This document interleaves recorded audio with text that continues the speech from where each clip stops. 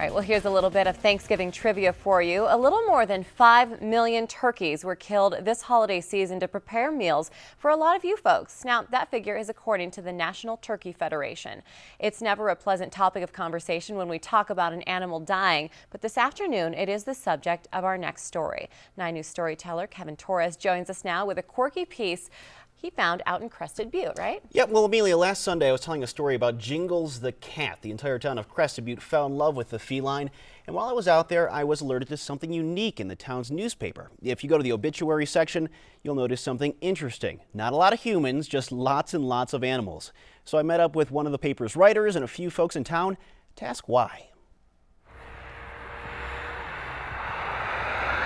So Crested Butte is very unusual. You can feel it the moment you drive into town. The country feeling with all the open land and the mountains. And you can see it wherever you look. The outdoors are 5 feet away. This community, like many other mountain communities, People gravitate to it. revolves around its pets. Bella likes to lie on the rug right in front of the door. Pets like Bella.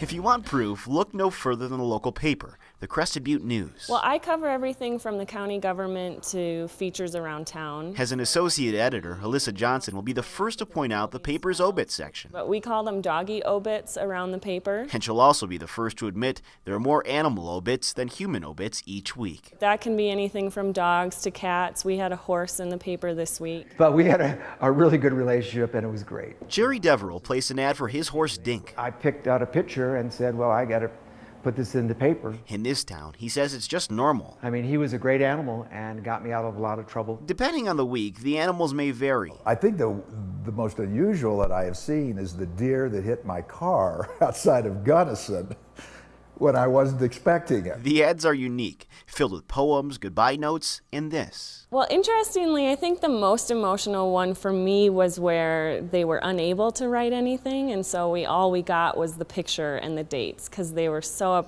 not upset, but just emotionally grieving their pet, and so the idea of writing about it was actually too much in that case. Remember, Crested Butte is a community where some folks value animal life more than human life. I would hate to ask a lot of people their choice.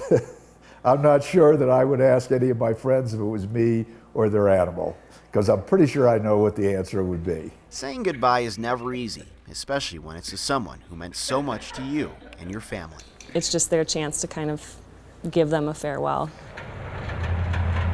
It's really interesting when you walk around Crested. You see pets everywhere. If you saw my story Sunday night about Jingles, you'll truly understand how much this community really loves their pets. And I'm a pet lover myself. You own a dog, right? I know Will Ripley said that he was watching your dog one night. Nubbin, yeah. Nubbin. Yeah. My little Eric? dachshund, You know, absolutely. my wife has told me before, if we ever lost our little dog, Sophie, she would be devastated. And now maybe she needs to go write an obit. Sounds like they're kind of helps these people a little bit get over that tough time. You know, I have my cat Maggie and Dom, who, you know, he has Piper, Pickle we call him, but Pickle bit my finger right here. So really, I wouldn't care about writing an obit for Pickle at all. I'd pretty much just say Pickle passed away today. But Maggie, Pickle she would get passed. this elaborate obit saying, you know, greatest cat ever, blah, blah, blah, blah, blah. Not bad like Pickle. Would the Post accept an animal obituary? That's a very good question. You know, I didn't even think about that. I've looked in the obit section of the Post, and I don't think I've ever seen an animal obituary. But, you know, if you go over to Crested Butte and you want to travel a little bit farther out, you can go there, and I'm sure that the prices aren't too bad. But, you know, everybody looks at pets like they're part of the family. Yeah, we do love them like family, and an obit is appropriate. I'm surprised it's the first time we've brought it up. It's a great idea. Right. Yeah. It's a good way to say goodbye. Yeah.